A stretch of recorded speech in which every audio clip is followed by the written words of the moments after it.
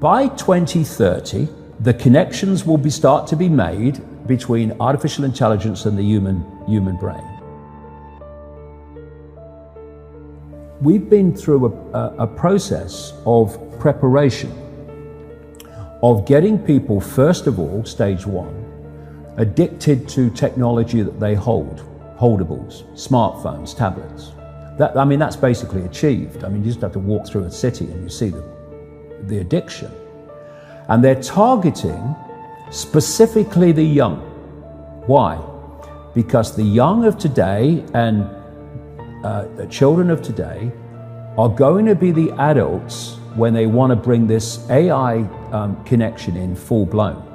For that to happen, they have to get people addicted to technology to the point where they'll accept it and where it's the most natural thing in the world. And it's happening in front of our eyes. The first stage is to get people addicted to technology to the point where, at the most extreme, they'll get up in the dead of night and they'll queue, stand in line outside an Apple store to get the first of the new technology. And what they want eventually, and not too distant into the future, is people basically lining up to be connected to AI. In the same way that people in Sweden now are having parties to celebrate someone being microchipped, right? All this connects. So the next stage, because the idea is to get in the body, the next stage is to get on the body.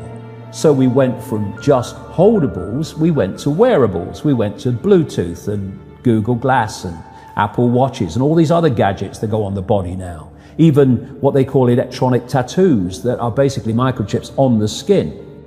And the next stage is to go in the body, which is already starting in places like Sweden. And people like Ray Kurzweil, who is a Google executive, Google and Facebook are really at the cutting edge of this stuff. People think it's a social media operation only or a search engine only. No.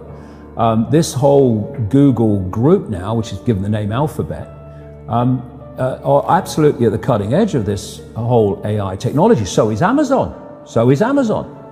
Amazon's got contracts worth hundreds of millions of dollars with the CIA and the Pentagon for cloud services and stuff. Yeah, they have massive data services. Massive, yeah. Consumers don't see. So the idea is to take this on, and what Kurzweil is saying, and he claims an 80% success rate in his predictions of incoming technology and when it will come in. But if you know when it's going to come in, then you've got a great chance of predicting it, haven't you?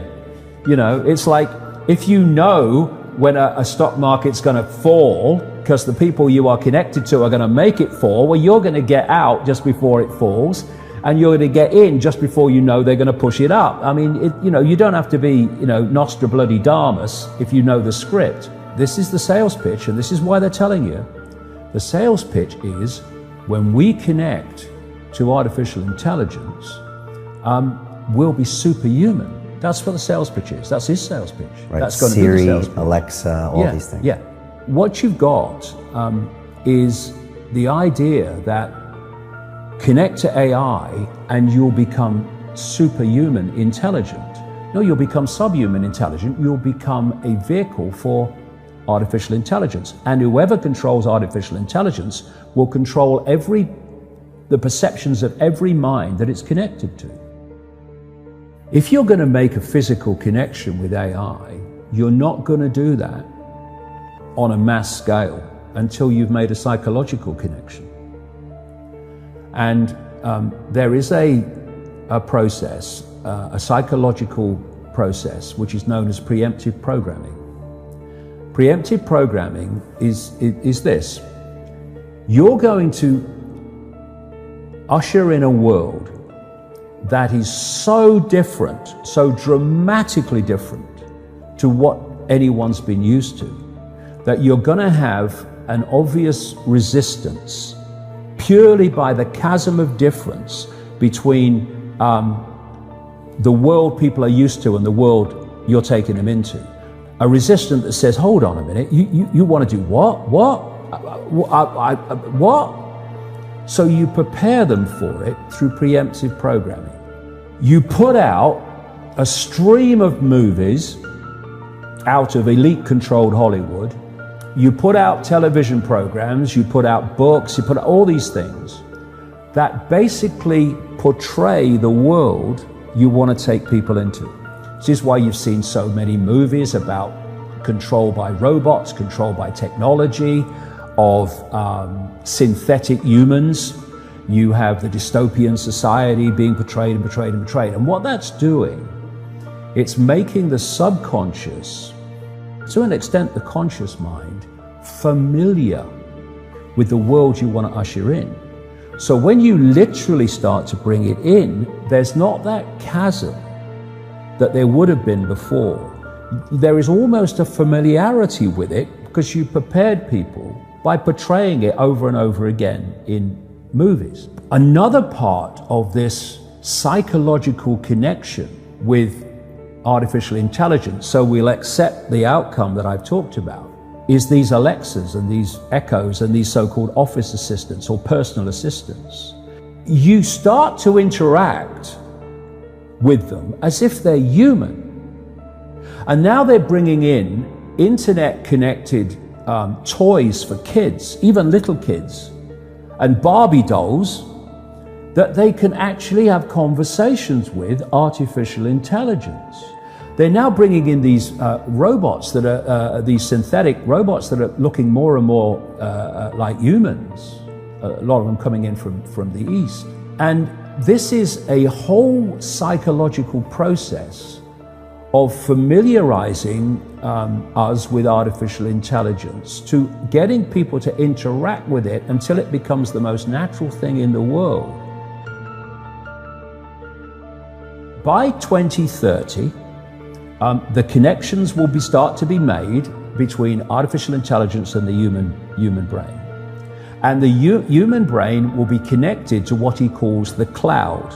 Another name for this is the smart grid, basically to artificial intelligence. As time passes, artificial intelligence will be more and more of human thinking and human perception until basically it's the totality of human thinking and human perception, at which point we won't be human anymore in terms of the consciousness processes we are using today. We will be artificial intelligence. And this is the assimilation I'm talking about. If you are connecting the human mind to a grid, a global technological grid, that grid can be centrally controlled. It will take at the center point very, very few people to run it, and even fewer to decide how it's run. I say this to kids and anybody else: how long could you live without your smartphone? What is an alcoholic? What, an alcoholic is someone addicted to alcohol? Yeah. Why is he addicted to alcohol? Because he can't stop drinking it. But you can't put your phone down.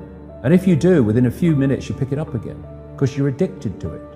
So are you controlling that bit of technology in your hand, or is that controlling you? That's controlling you. Do you want your life controlled by a bit of technology? Do you want the rest of your life controlled by it? Or are you now going to go, I'm putting this down? If technology is going to be the servant rather than the governor, it has to serve the interests of humanity, and humanity does not have to serve it. We're in a situation now where humanity is serving technology. And it will be serving AI. Increasingly, it is serving AI in its algorithmic expression.